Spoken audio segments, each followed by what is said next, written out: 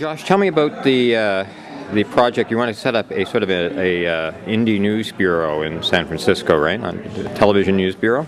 Something like that. I stray away from the word indie just because indie media has its own focus, but definitely an independent sort of community media news bureau focusing on video production with an emphasis on live video, because that's one of the elements that we haven't really taken full advantage of. There's a lot of live video on the net out right now, but it mostly breaks down to putting a camera in a room and talking with either with each other or with an audience, sort of the future of talk radio model.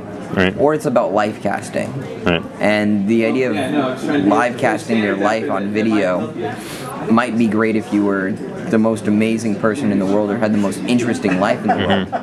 But for the most part, the people that are live casting lives aren't any more interesting than my life, Right. at least 90% of the time, and I don't really understand why people want to tune in. Right. I mean, if you do, that's great.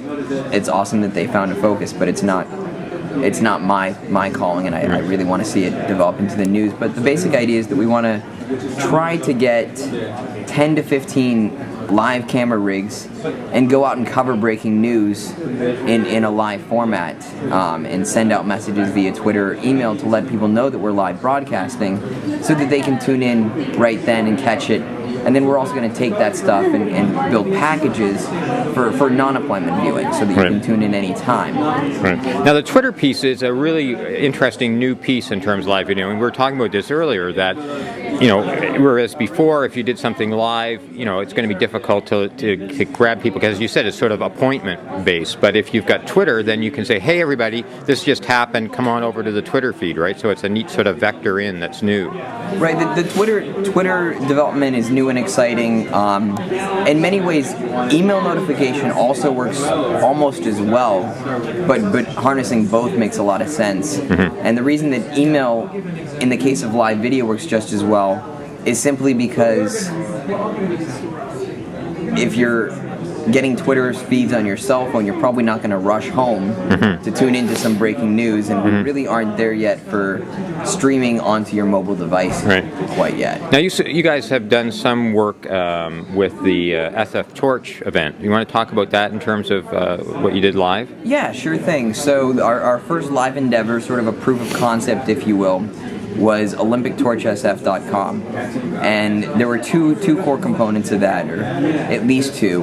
One was we created SF Torch, the Twitter account, where we were able to provide breaking news via Twitter about everything that was happening.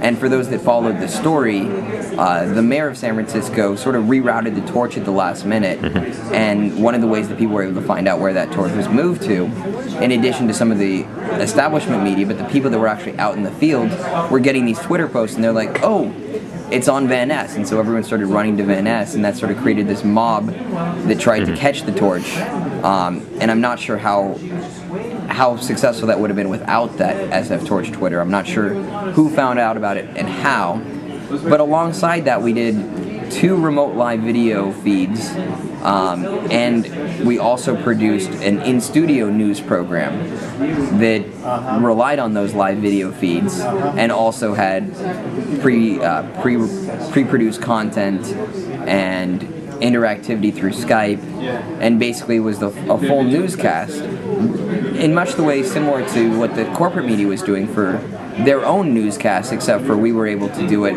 for far less money and with no resources whatsoever, really. And we ended up with at least 5,000 viewers at one point to the program without any outreach. So that demonstrated that there is, at least when you have a huge event, a market for this, or at least an audience for this. Now, tell me a bit about, let's geek out for a bit. What kind of technology are you hoping to use for your remote rigs?